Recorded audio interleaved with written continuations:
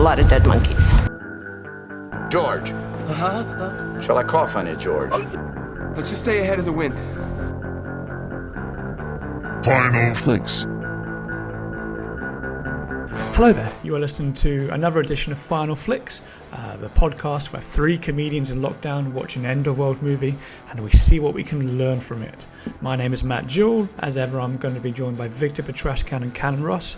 This week we are discussing The Happening, the 2008 M. Night Shyamalan movie about the world being threatened by a happening of some variety.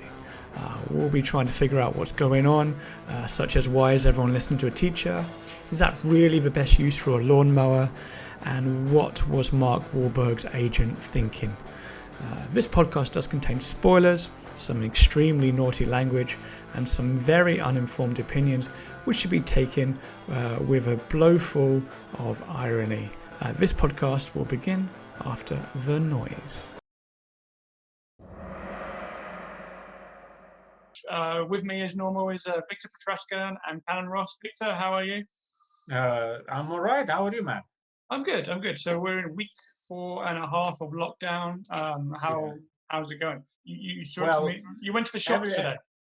I went to the shops. I got my cheese pastry and my Turkish breads. But I did watch the film earlier today, and I honestly, for an hour and a half, I wished that I was dead.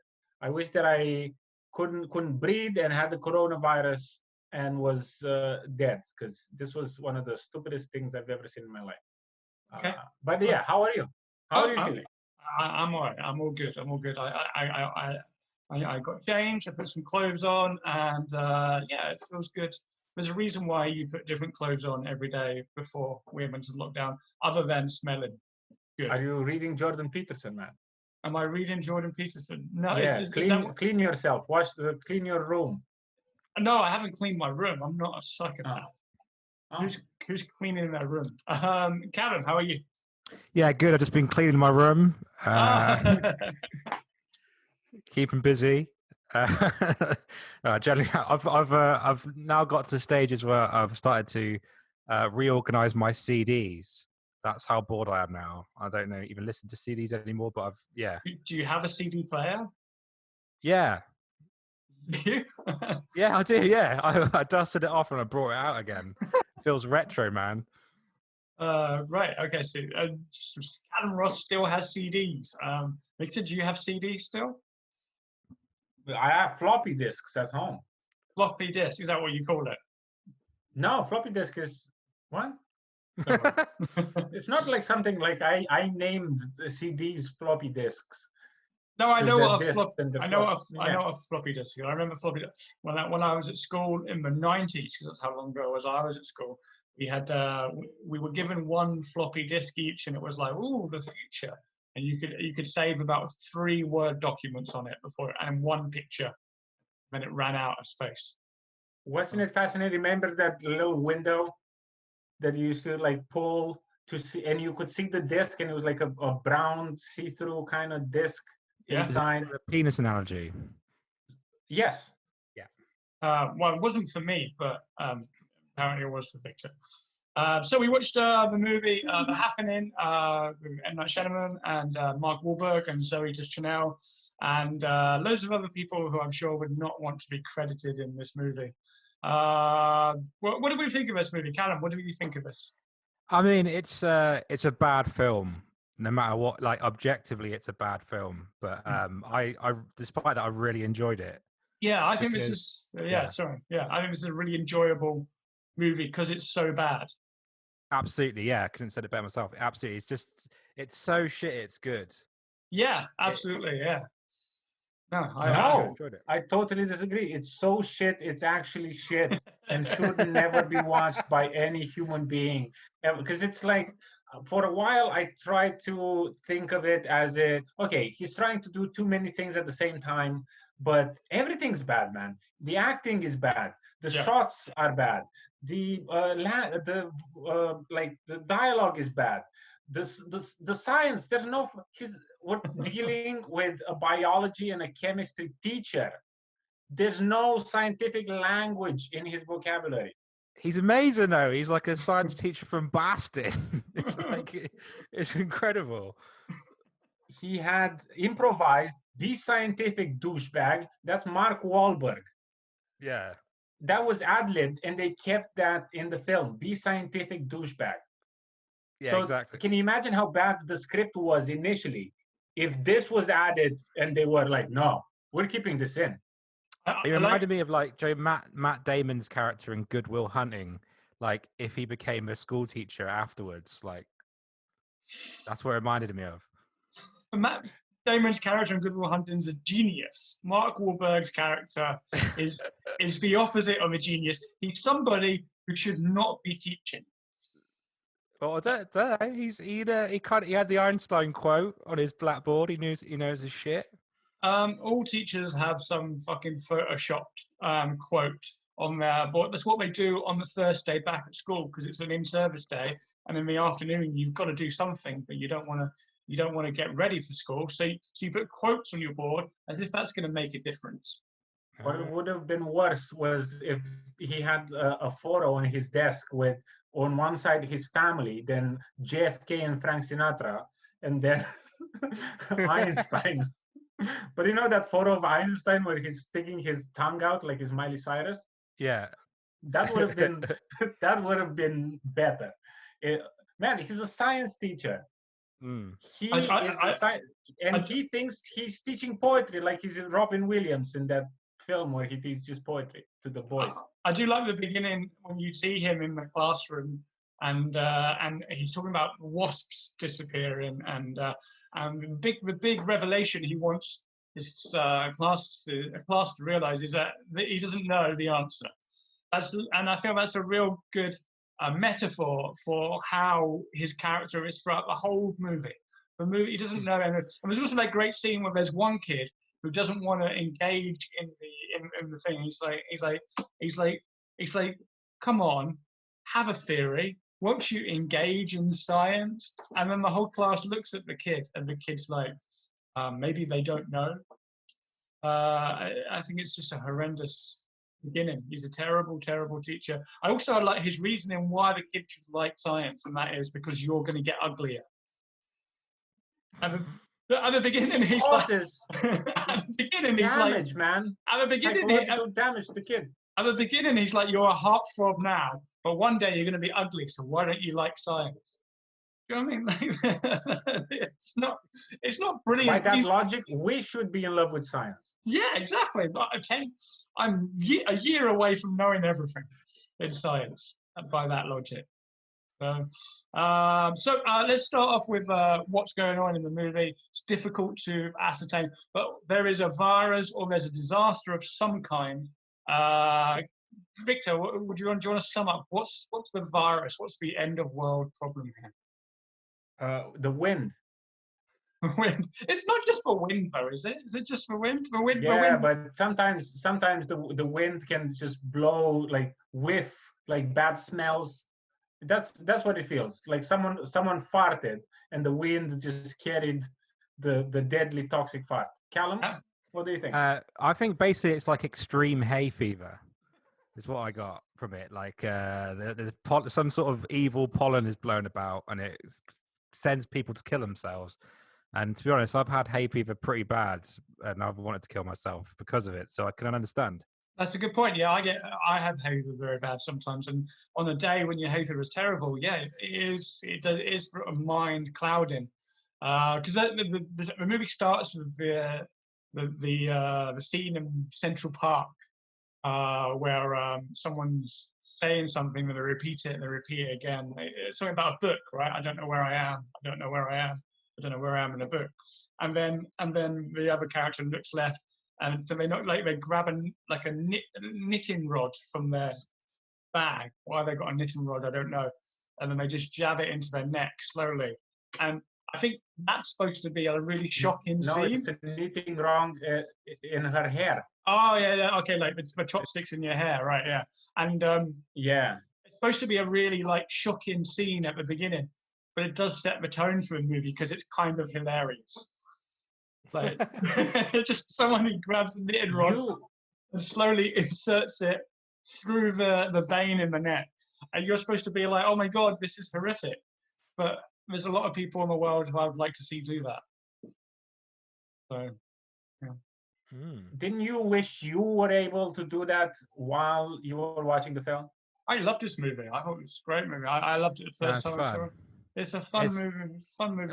Also, it's like, so the virus essentially makes you want to kill yourself. That's the whole thing, right? Yeah, yeah. But like sometimes it's fine. Like they had the knitting needle thing, and they could jab it in. There was the cop that had the gun, so he shot that made himself, sense. Yeah. Then he put it down, and someone else. But what if you're just like, there's nothing around you that you want to, like, maybe it's like a pack of cigarettes and just like smoking them, like, well, everyone has taken 5 minutes off. Just smoking them all. Like, what are you gonna do? Like a diabetic goes to a vending machine and starts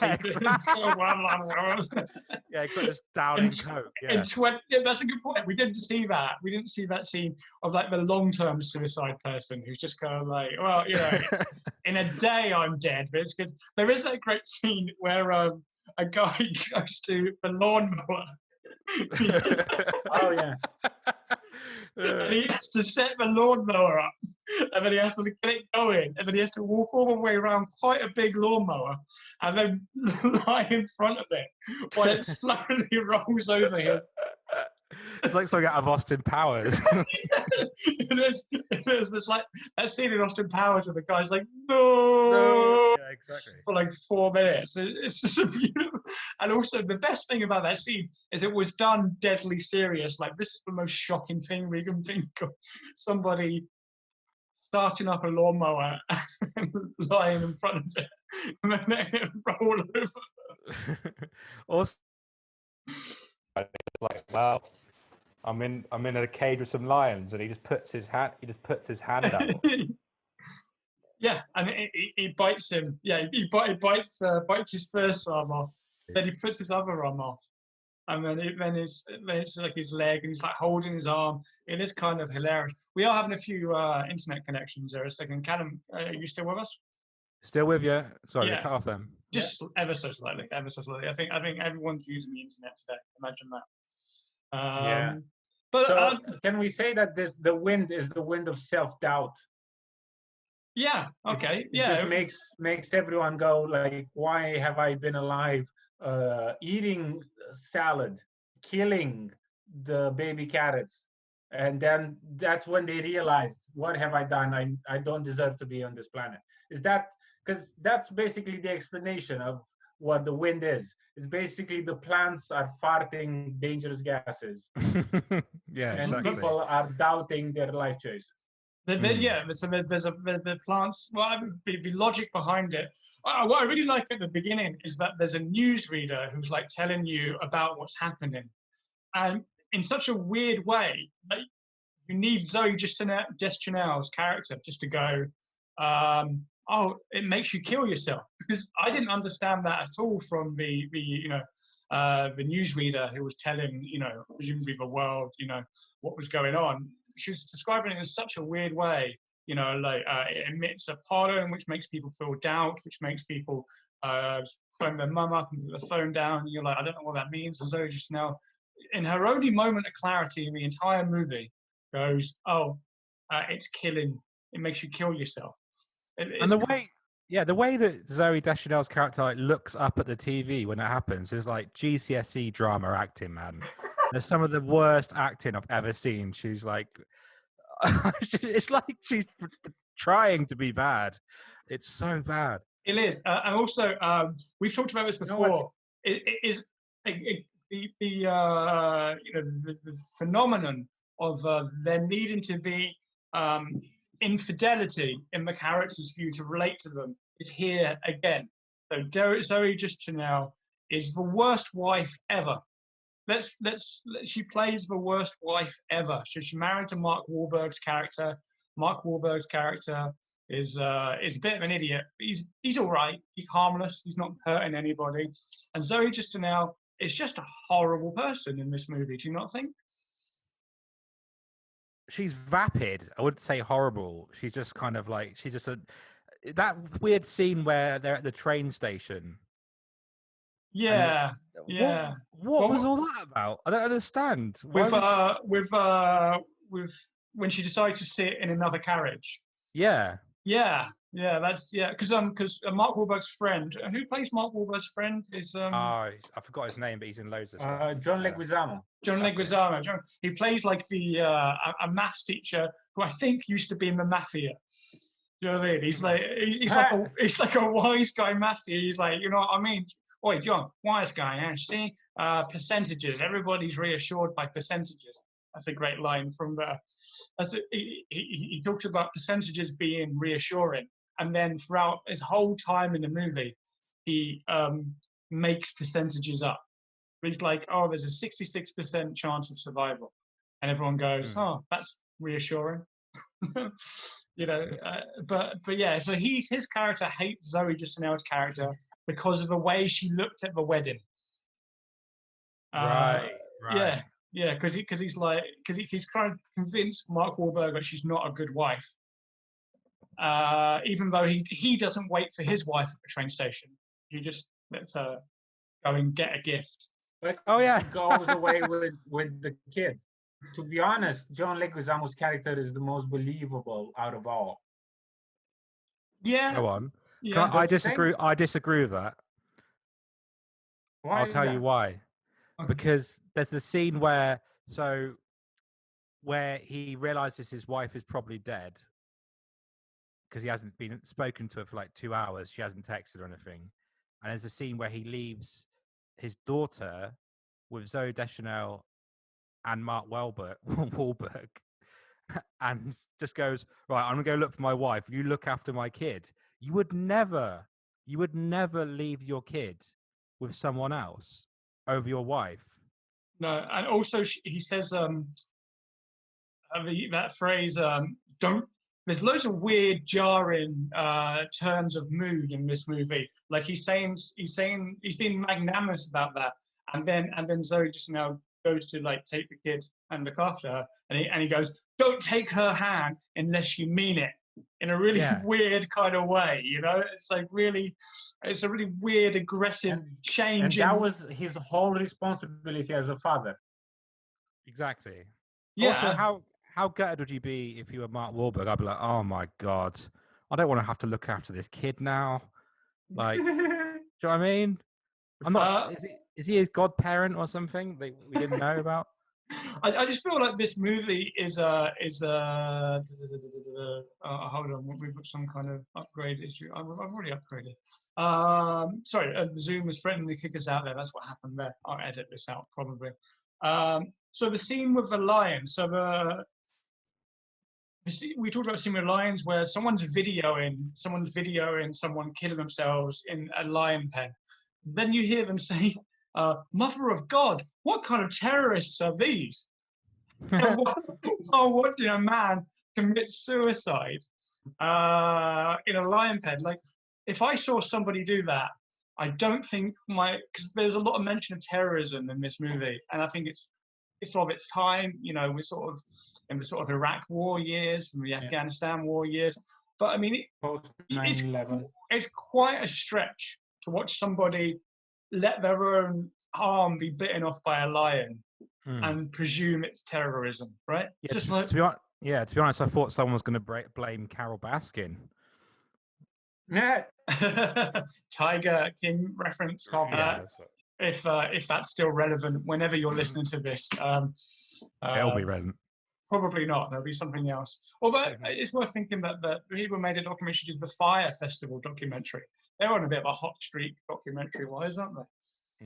The Tiger King and the Fire Festival.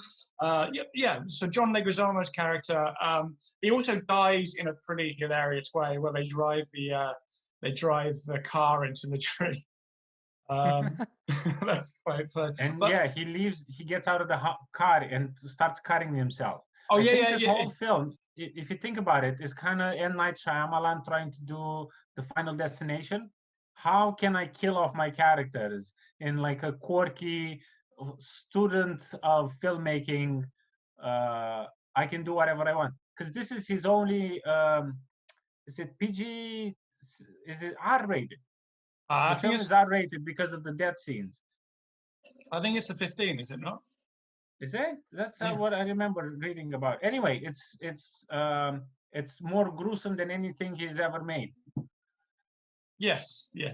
It's And I think it was his version of, okay, I'm really gonna go far with it. But you look at the deaths and you go like, oh, really? Is that what he's doing? Okay, I guess he killed himself. You know what I mean? Like the deaths are not impressive. yeah. Like the feeding yourself to the tigers, jumping off a building. What else do they do? They stick a thing in her neck, which is the stupidest place to stick a thing. Because then, what if you don't die from sticking that that hairpin that you were talking about earlier? Yeah. The lady sticks it in her neck. What if she doesn't die, and then for the rest of her life she has to walk around with a hole in her neck? You can't blame her, man. The trees told her to, so you know. That is very true. Also, I think, yeah. Also, this movie, they do spend the whole time run. So, like you say, Victor, there's some kind of poison being emitted from the trees. No one's running away from that. This is a crazy movie because it feels like the whole movie they're trying to block air from coming into places. Do you know what I mean? Yeah. Like they're like, oh, the chemicals have been released, and then it's like, turn the fans off, and then John Leguizamo looks up at the roof of the the convertible car that they're in, and he sees a hole in the and he's like, oh no, we've fucked up. But there's air coming in, you know, like they're not all sorts of stuff because that's like a really badly insulated car. Well, which, I mean, air comes in everywhere. You know, if you block off air, you would die. You know, so there is a point like there's a lot of shutting windows and there's a lot of like turning off air conditioning and running away from wind. All doors and all windows that have cracks. All of us have lived in houses like that, where there's so much space in between the window and the window sill or the door and the bottom of the door. There's air coming in so many places, and they don't mention any of it. What I find very weird is at some point in the film, towards the end, the wind does touch some people, but it doesn't affect them. So some people it affects, some people it doesn't affect. Have you noticed that? Yeah, absolutely. Well, I mean, it's that's a common problem with most kind of movies like this. Some people, only every now and again do they show the horrible things happening to people, and some people seem to get off quite lightly. So let's recap what happens. How do they deal with this problem? So they try to get out of the cities. So there's plants emitting a horrible toxin. So they decide to leave Philadelphia, which is quite a urban area, and go to the countryside where there's loads of trees. So they've already fucked up. They didn't know at the time that it was the trees. That's true. They're on a train as well. It's interesting. It's interesting to see the trains. Yeah, so the train stops and they stop in a little town, and then they all go to some kind of like cafe or whatever, and then they learn about the toxins from the TV, and then like a really weird things happen. Like they decide to go to an uninhabited part of the world, and they justify where that is by getting a realtor up. They're like, he's a realtor, he knows where nobody lives, and they get him up, and they're like, let's go here because no one lives there, right? And he's like, yeah, no one lives there. And then they all just decide to go there. It's a pretty rubbish plan. But probably one of the stupidest things in this film, so these people arrive in this town by train, right? Mm-hmm. They go into that coffee shop for 5 minutes, then they leave. Everyone has a car. Yes, you're right, yeah. Everyone has a car. They arrive by train in this middle of nowhere train station. Everyone leaves by car. Do you not know in America they have like a bit where you can park your car on the train? Duh. Like the Eurotunnel. Yeah. Isn't that stupid? Like, no one in this film has ever thought, hey, where did all these cars come from? Yeah, no, absolutely. Yeah. I think, to be honest with you, there's lots of things they didn't think through. So the fact that they didn't think through about that is not surprising. Also, when the soldier turns up and just takes charge and everyone just kind of goes, "Yep. Well, you're a private. You've probably been in the army for a year. No, we'll let you take charge. Don't worry." Yeah, at the beginning, he doesn't know anything, the soldier. Yeah, but he's a soldier, so they're like, "Whoa, he's better than me. I'm a real estate agent, so you take over." Yeah, that's a good point. Well, it's just a lot of people sort of take charge, don't they? A lot of people just kind of take it. Like going back to, so they're in the cafe and then everyone leaves and they're all trying to get into cars. But then there's the guy who does take them, who's mental. The guy who bangs on about hot dogs. Like, the guy who's an alien in Men in Black. He's one of the aliens whose skin is just lopsided. And that's his actual face. Yeah, they didn't do any makeup. To be honest with you, I think he plays that character here as well, because he is a bit weird. He's a bit like, I like hot dogs. Do you like hot dogs? That's dialogue, man, from an Oscar-nominated film director. Do you like hot dogs? I like hot dogs. Do you like hot dogs? No, I don't like hot dogs. And that's conversation between three people. It's like, why is that in there? It's absolutely crazy. Like that kind of couple was very weird. That's where the whole idea of the fact that you can talk to plants comes in, because for some reason this guy, he likes hot dogs and he owns like a big kind of conservatory with loads of different plants. And then he talked about the energy, it's proven that plants can whatever, they have different emotions.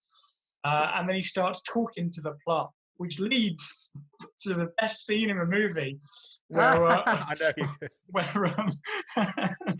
Wahlberg he goes into sort of a model kind of like house, kind of like museum, and he sees a plant in the corner, and he kind of looks at it like Ripley does in the Alien movies, and then he goes up to it, and he's like, hey, big man, I don't mean any harm to you. And then he touches it, and he's like, it's plastic. It's just such a beautiful scene. He tries he tries to talk to a plant, stop the plant from killing him, but also the fact it turns out to be plastic is just brilliant. What a brilliant. But what's weird is that the plant is moving. Yeah, because synthetic plants can still move, Victor. Yeah, but why does it move? Where is that air coming from? Because it is deceiving. That's the problem with this film. It feels like it's like, what is the cause of this? If you visually show every time there's wind, there's going to be this virus, then sometimes when there's wind, there's no virus. So it just defeats the whole principle of what he's trying to show us visually. Because the plant is indoors and it's moving.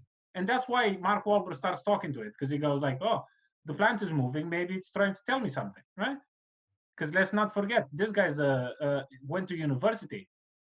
Yeah. Well, I mean, again, like just going back to the sheer stupidity of the script and the characters in this. Like, there's a scene where I think it's on the train, or maybe one of the many scenes where there's loads of survivors gathering and talking about what's happening in cities, and someone gets a phone call from their daughter who's at university, presumably, and she's like, Mum, I don't know what to do. And Mum's like, stay near the window by the tree.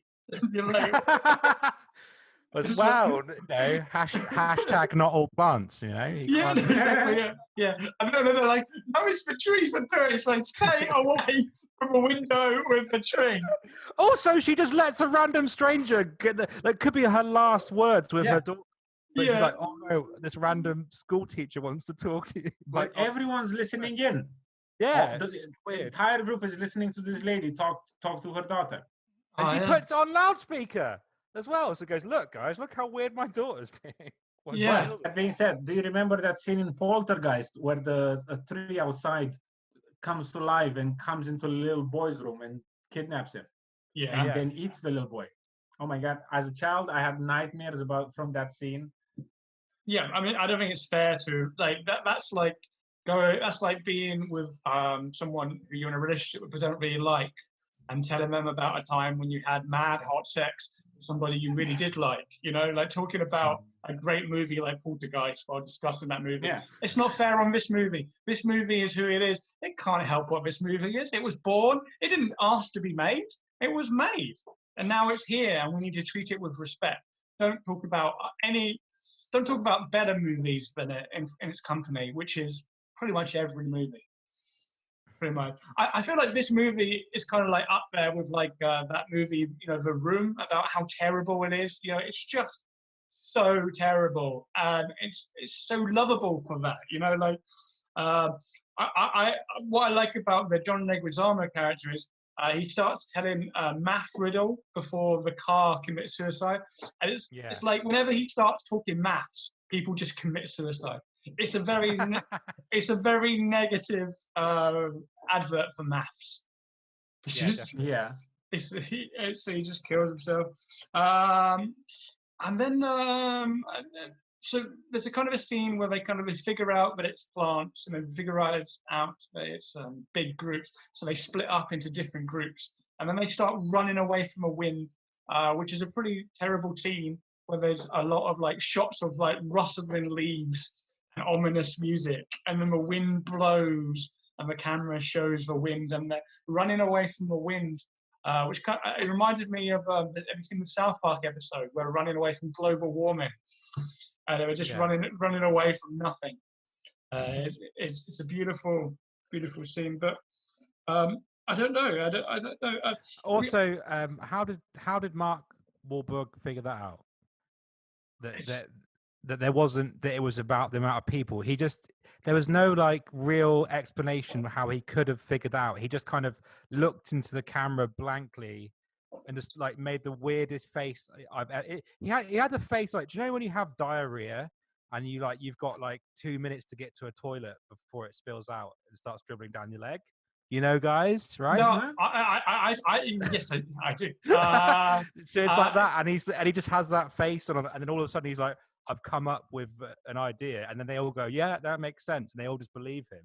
I also like how he throws around in this movie that he's a teacher. He goes, "I'm a teacher," quite often. Yeah, he's like, "Hey guys, come with me. I'm a teacher." Like, that's why he had that brilliant idea, because he teaches high school chemistry and biology. So he understands this kind of stuff. Look, I've worked in schools and I've covered science classes, and the kind of stuff a high school teacher teaches, it's not rocket science, if you pardon the pun. It's literally like how babies are made and things like that. That's what you teach. You don't know that much. You don't have to know that much to be a science teacher or an English teacher. All you have to know is more than who you're teaching. That's all you need to know. So if you're teaching 15-year-olds, you have to have the science knowledge of a 16-year-old.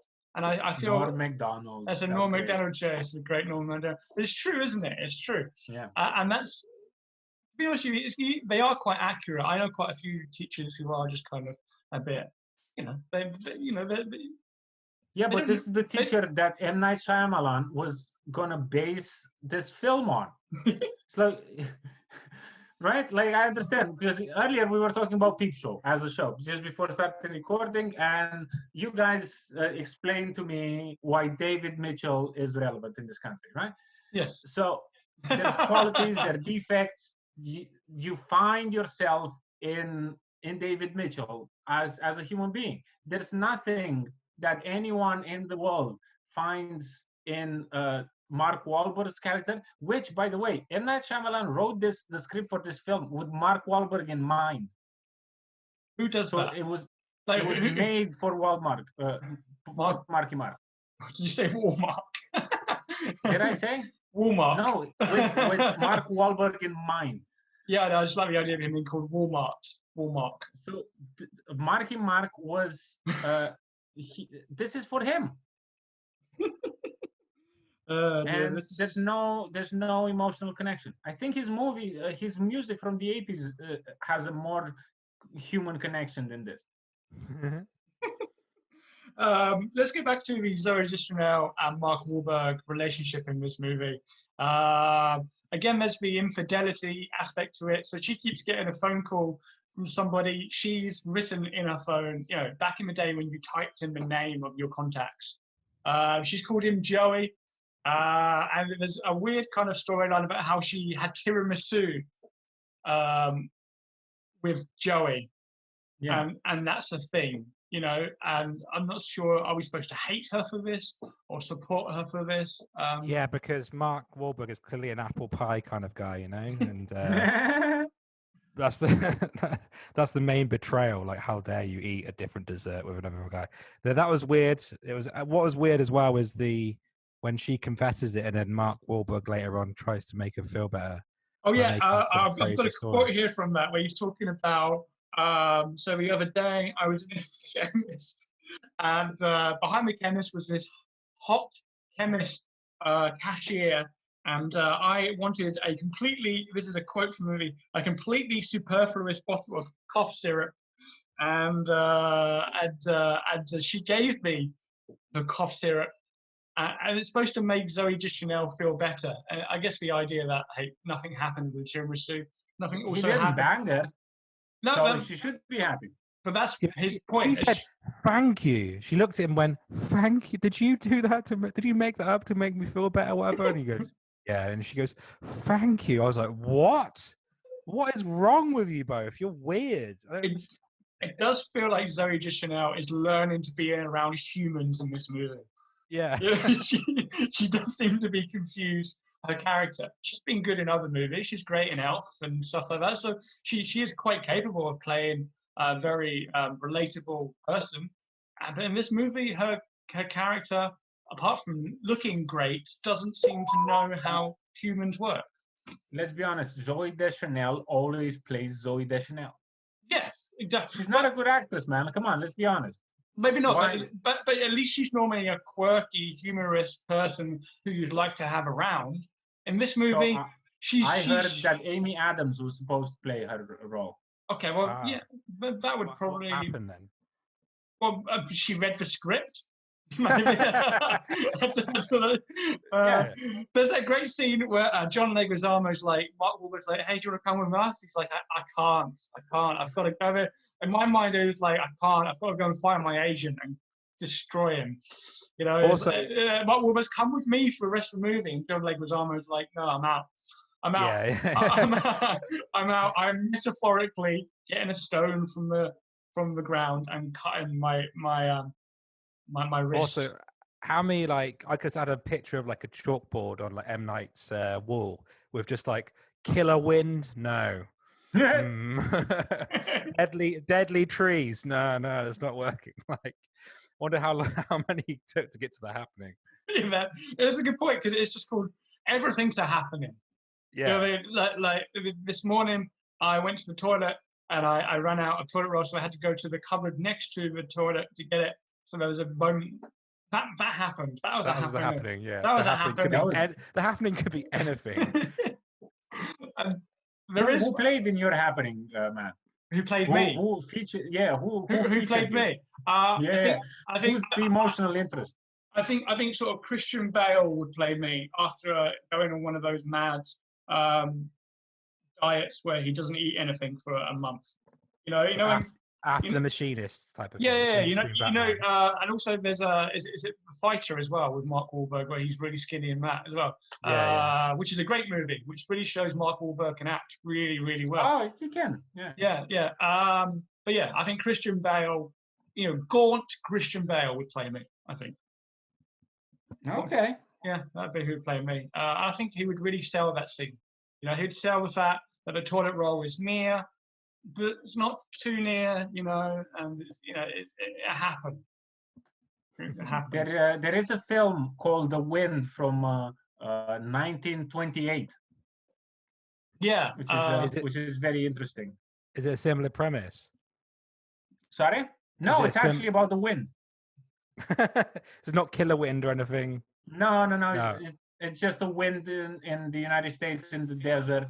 And this lady lives by herself in the desert, and apparently was very hot when they were filming. But I find this film very strange, man. It's like the locations are stupid. Like for half an hour, they're on a road, or they're on a hill, and I'm like, there's nothing. It doesn't look interesting. It doesn't. They're aimless. What they're going. It looks like that map in the news footage is of the tri-state area, and they're just trying to cross the border. Like the wind doesn't cross the border. Yeah, that's a really good point. So the movie takes it for writ that it's probably just something like survivors from a disaster would think, oh, if we get past here, we'll be safe. Like that probably is a kind of thing. So what the survivors think, you might well think that when you're in it, like, we can just get to New Jersey, we'll be okay. Because that's kind of what they're thinking, isn't it? But that's probably wouldn't be true. I don't think the movie does that. It does show the idea that what people think when they're trying to survive isn't necessarily true. It's just you've got to think something, right? You can't stop living. So you've got to think, oh, if we get here, maybe we're okay. And when you get there, you might reassess and go, which is basically the premise of Walking Dead, right? Have you ever seen that show? Where they find the salvation, they realize, oh, this salvation really isn't the salvation, and then they go somewhere else. But you've got to get somewhere, haven't you? If you were in the film, how would you go about surviving it? Like, what would you do? It's a good point, isn't it? It's a good point. I mean, to be honest with you, Self-quarantine. Maybe we're being harsh on the characters because there's nothing they can do. Like, how can you get away from the wind? I would take a Claritin. Oh, what's that? It's antihistamine. Oh, right. So I use Loratadine. Sorry. Yeah, I'd take a Pyretes, whatever. Other brands are available. Pyrenees spray is what I use, which is my favourite antihistamine spray because it sounds, and it's exactly the same name as Pyrenees mayonnaise from Nando's. So it makes me feel good to use that. Let's talk a little bit about the second part of the movie, the final third, because I think at least in the first two stages of the movie, it does have a structure. You know, there's a disaster, they're running away. And then when it just becomes the three of them alone with the two teenage boys, briefly, then it goes mental. The movie just completely spirals out of control. They go to, there's that really weird scene where they try and get into someone's house and it's boarded up. And Mark Wahlberg's character tries to convince them that he's normal by singing. Rapping. It's just from weirdest one. He's like, listen, we're normal. I'm a teacher. And then he raps just to prove. And it's not science raps. No, it's stupid raps. And Here's what I'm about to say. I sleep all night and I drink all day. That's why he was cast, man, from the Marky Mark days. M. Night saw that and was like, I'm going to put him in. And then the two teenage boys are like horrifically, I think of all the deaths, the two teenage boys who are shot with a shotgun at that point. Yeah. That's just brutal. You know, like there's, that is it. The two teenage boys are like, this is a quote. They're banging on the door of some old man's house, going, "Let us in, you pussy." It's literally some old woman's like, "Hey, I'm a teacher, and here's my rap." And they're like, "Let us in, you pussy." Like, I wouldn't let those people into my house, you know? I've got, who's trying to come? Some claws. Who's coming? Who wants to come into our salvation? A rapping teacher and someone who called me a pussy. That would be high up on my list of people to shotgun. So they die. And an awkward lady. Like, oh, yeah. Can we please go back to, like, Zooey Deschanel? She's trying to do Zooey Deschanel in 500 Days of Summer. Yeah, but that's a cutesy kind of teen movie, and she kind of fits that role. Is she not aware what movie she's in? Because it feels like she's from another universe in this whole thing. Like, they're asking her to be something, but in her mind, she thinks like she's subverting the genre. or the acting profession, maybe. It does seem to me like somebody has drugged Zooey Deschanel and put her in the movie without her knowing. So she just wakes up in the hospital, like and they're like, and she's like, "What happened to me?" And she's like, "I'm sorry, I'm really sorry to say you were in an M. Night Shyamalan movie." And she's like, "But I don't remember signing that contract." It does feel like she's been forced into this movie. It's just, it's like she's a teenager, man. Yeah. She's like a moody teenager, not liking anything. And she's like, "Oh, I'm not saying anything." Anyway, the at this crazy lady's house. No cats around, but she's crazy. She lives by herself, and she goes, "I guess like you're here, I'll have to feed you." I'm like, no. Oh, I guess you're in my house now. I guess I have to. And there's no. Yeah, because reasoning. she was like, "Oh, I've not seen anyone for years. I don't have any communication to the outside world. But guys, do you want to stay in the guest room?" So she has guest rooms then. I know, yeah. And also there's that scene where she's like, you're going to murder me in my sleep. And Mark Wahlberg's like, no, no. The way he says that is so weird. That is such bad acting. He's like, no. Jody's been caught doing something that you're about to do. Like, no, I wasn't going to. Because he is actually at the point going, we've got to deal with her. And she's like, you're going to murder me in my sleep. And he's like, no, I wasn't honest. It's just a beautiful, beautiful scene. And then they're having a meal. And which the old lady kind of resolves the Zoe Deschanel, Mark Wahlberg relationship issue by going, oh, these things happen. And then she turns suddenly again, and she's like, don't touch that to the kids. You know, it's very weird. Oh, we're supposed to be scared of the lady, but I don't know why. Like, there's a lot of sinister music and camera work behind the old lady, but she's just an old lady who dies because of toxins eventually. Like, it's not. I don't know why. I don't know why the movie makes her to be a problem. She's not a problem. She's not. No. She's a Why hell. is the old lady sleeping with a doll version of herself? Oh yeah, that's creepy, isn't it? Yeah, that is very, very creepy. Doll version of herself. Yeah, because Mark Wahlberg creeped into her room to not murder her. Like, even more proof that he's not murdering her. And there's a doll. There's a like, to be honest with you, I'd be like, what the fuck are you doing in my room? Were you going to murder me? Also, after that, she's like, you're stealing my stuff. It's like, well, hold on. You've already accused me of murdering you. Like, you can't lower the bar.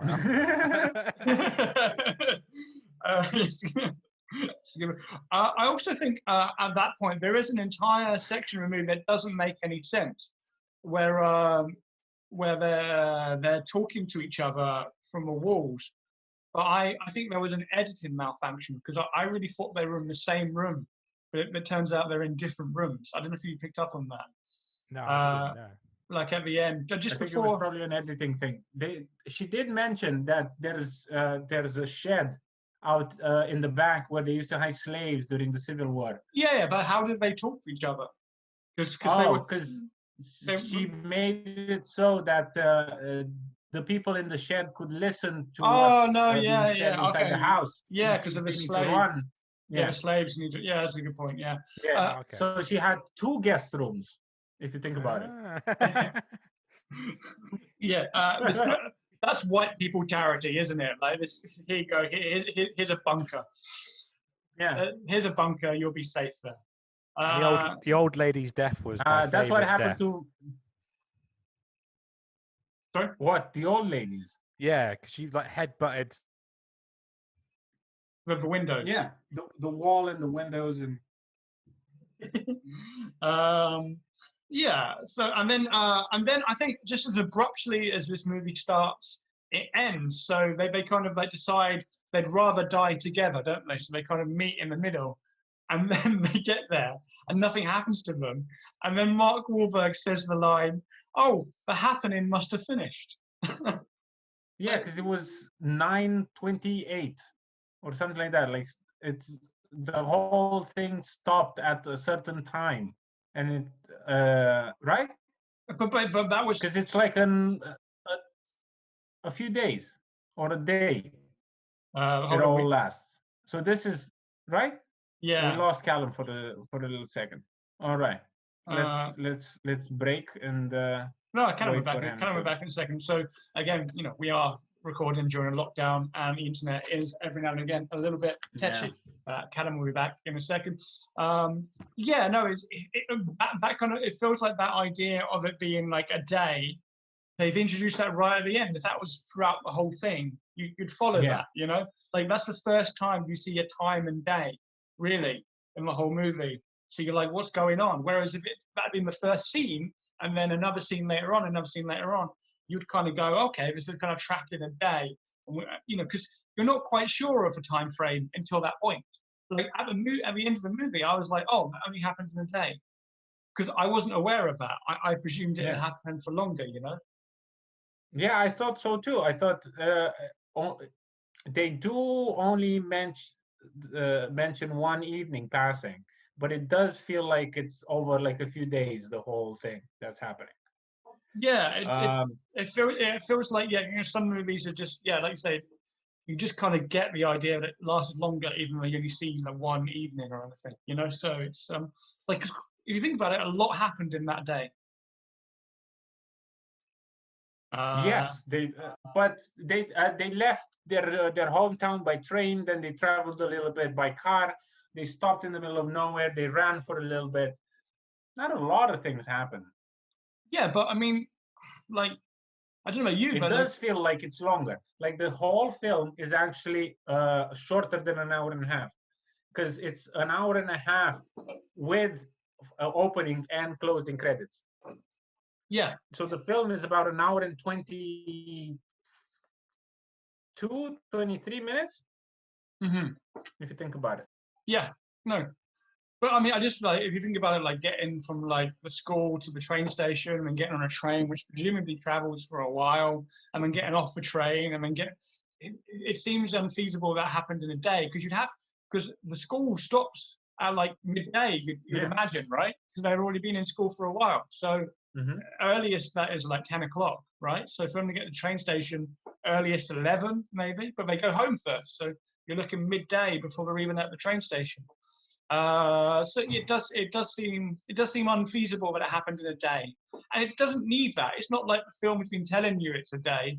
Like, you know, if it was called a disaster in a day or something, it's not like it's a thematic need for that. It's not 1917 during the happening. Yeah, no, exactly. And also, it just feels like it was shoved on at the end. It just feels like M. Night Shyamalan had so many ideas, but he didn't even do one of them. But don't you feel like this is one of the biggest fears, I think, of in the, I don't know if you should call it the creative world, but M. Night Shyamalan, the fact that he made The Sixth Sense, which is a fantastically good film. Yeah. He made the first superhero one, Unbreakable. Great movie. Yeah, it's all right. I think it's great. I think it's great. But then people have the trust in him to tell a story that makes sense, and he makes this. Well, I feel like this is the fear. He embodies what everyone is really afraid of just making the biggest, stupidest, floppiest. You know what I mean? Like, look at us. Like, nothing makes sense in this film, and this is like a great director of our times, right? He made some fantastic films. Yeah. What happened? Did it go to his head? Does he not know how to make films? Is there not? Do you understand what I mean? I feel like as a comedian, I understand this fear. You know, like the fact that the jokes that have worked before don't provide me comfort. You know what I mean? Like, they don't provide me comfort because there's a part of me that goes, maybe they're the only good ones I'll ever write. You know, and that's exactly it, right? Yeah. So that whole kind of idea of your past successes can go wrong, and it might well be that the fact that M. Night Shyamalan at this stage of his career had total creative control, whereas you imagine during The Sixth Sense, he would have had some interference from the studio. He would have had roadblocks put in his way by the studio or whatever, or actors who might feel big enough to say, I don't want that to happen. So there might well have been people pushing him towards a different outcome that he wanted himself if he was left to himself. So, you know. Callum, what do you think? Why do you think M. Night Shyamalan was able to create such great movies as The Sixth Sense? And later on in his career, makes all the films that he's been making in the last 15 years don't make sense. I don't know, man. It's a really good question. You could say it's the same about a lot of musicians. Generally, get like the first 2 albums they release are amazing, and they just get worse. I don't know what it is. It's always been a mystery to me. I think it's just like he went to film school, right, M. Night, he probably thought a lot about the type of director that he wanted to be and the type of screenwriter that he wants to be. And obviously it's like he's famous for the massive twist, right?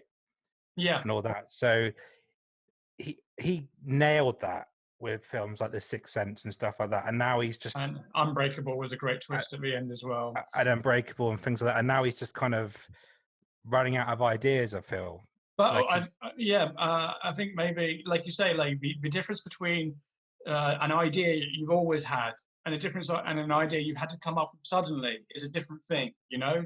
So like when you talk about bands, their first 2 albums, often those 2 albums have been written over 10 years, the time before, you know, in their life. Whereas their 3rd album, they've made in a year. And some people are good at that and some people are not. And so the idea of like when M. Night Shyamalan maybe ran out of ideas he'd had from, you know, when he was at film school and he was really inspired to, I've got to make a movie, you know, and that, you know, and some people can do that, you know, like the Coen brothers are fantastic and like, we've got to do something, let's do it and it'll be great. But some people not so much, or some people are just very inconsistent. I think of someone like Nick Cage, who can make some amazing movies and some horrific movies. You know, there's an inherent inconsistency to him. And maybe M. Night Shyamalan, just because he was such a cultural phenomenon, he became so big that no one stopped him. Yeah. Yeah. I think it's like as like comedians, we can relate to that, you know, like. Yeah, I was saying that before Callum just dropped out for a sec because of the internet. But yeah, how the idea of you like that joke worked, but that doesn't mean this joke will work. He is used as a cautionary tale for things getting to one's head, right? Yeah, absolutely. The things that he made when he was young, and because nothing works now, even if he doesn't write them, even if he gets like stuff from outside, like scripts written by other people or ideas from other people, like The Last Airbender. I don't know if you've watched the series, but I watched the cartoons, man. It's really good. It's like a really solid, interesting story tale. The characters are beautiful. The action, there's an entire universe that they created. And he took The Last Airbender and made it into a mess, which is like a simple story to tell. That's been told of the hero, you know, going through all sorts of challenges. Yeah, it's a classic story. And it's beautifully made, and the characters and everything. But it did get to his head, the fate. Yeah, I can totally. Yeah, like you say, like as comedians, we really relate to that. You know, the whole idea of you do one Edinburgh Fringe show, which is basically your jokes you've always done, and then the idea of writing the second one where you know you have to do completely new jokes. So that's just a different thing. It is quite scary to think about that. I think for me, I lost faith in M. Night Shyamalan at the end of The Village. You know, if you've seen The Village, so basically it's based in sort of where you think it's sort of like in like medieval times, and there's these things stalking the village, and you see crosses on the door, and then at the end, one of them goes out onto a motorway in England. Yeah, and you see like a truck.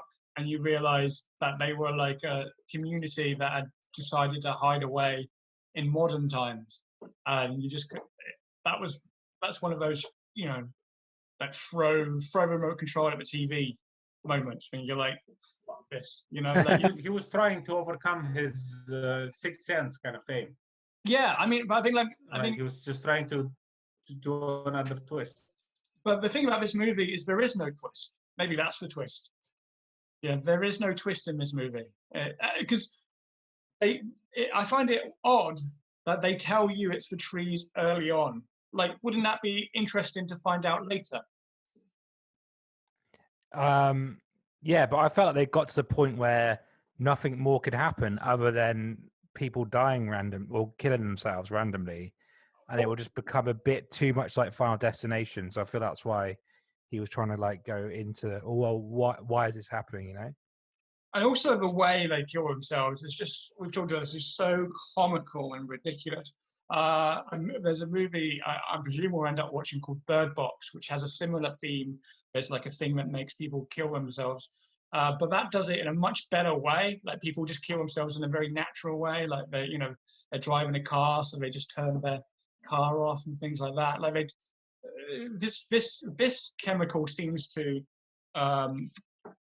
make people kill themselves in a very deliberate, absurdist way. It's like what's the most weird way you could kill yourself right now? It's like bang your head to a wall and then through several windows. Yeah, exactly. With like glass just coming out of your eye. Yeah, which wouldn't kill you. It would hurt. Yeah, it would hurt. So probably just go to like Walthamstowe's Tesco at the moment and not wash your hands. To be honest. Well, I was thinking like they're running to somewhere, aren't they? They're running to somewhere, and their solution is to run somewhere, but they run to where there's more plants, the countryside. They should go to somewhere where there's no nature or green areas. They should go to Birmingham. Like the people in Birmingham will not be affected by this whatsoever. They or Glasgow. They'd be fine. Actually, that's unfair. Glasgow is very green. Birmingham. Birmingham. Right. So that's kind of what have we learned?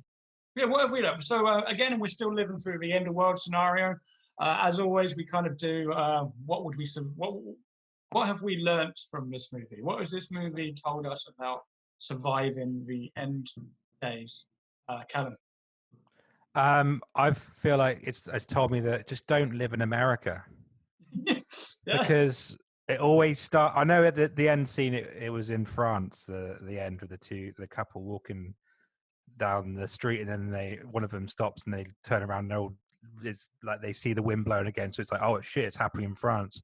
But it started in America, so just don't live in America because that's where all the disasters start.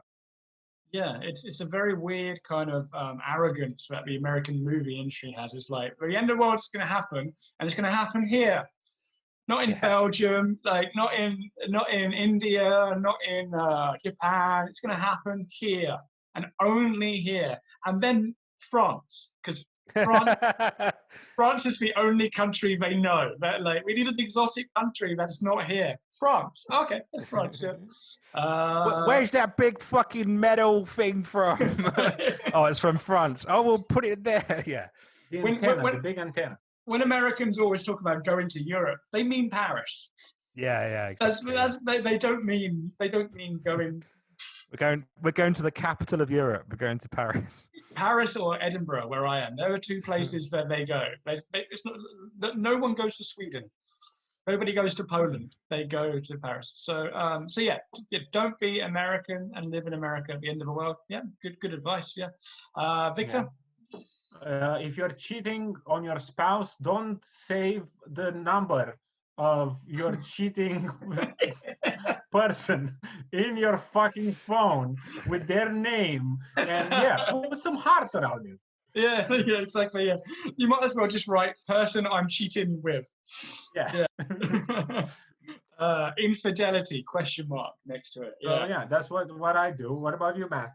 Yeah, it makes a good point. You could just lie. Just put mum. You could just put mum there. Thanks for the tiramisu, mum. Mum too. Mum so too. You're not messaging mum. Exactly. Asking for nudes. Imagine getting those. Imagine getting those mixed up. What has it taught me about this movie? Don't trust teachers, man. Don't trust them. They don't know anything. They don't know. They're looking at me because I work in schools and myself. So they're like, "It's you." Yeah, I know. Teachers are winging it more than. What are teachers? Professional wingers. That's all they are. They're like, "What am I doing next?" Oh, I better Google that so I can tell them it's my knowledge. Remember when teachers used to be called heroes? Well, they are being called. I've been sent home from school because I am asthmatic, and so I'm not allowed to be a hero. So I haven't been called up, so I'm at home online tutoring. All right. Which I think. So that's what we learned. What are we doing next? What's the next episode about? Did we not say a movie last time? Yeah, you did. I said this is the end. Are we watching This Is the End?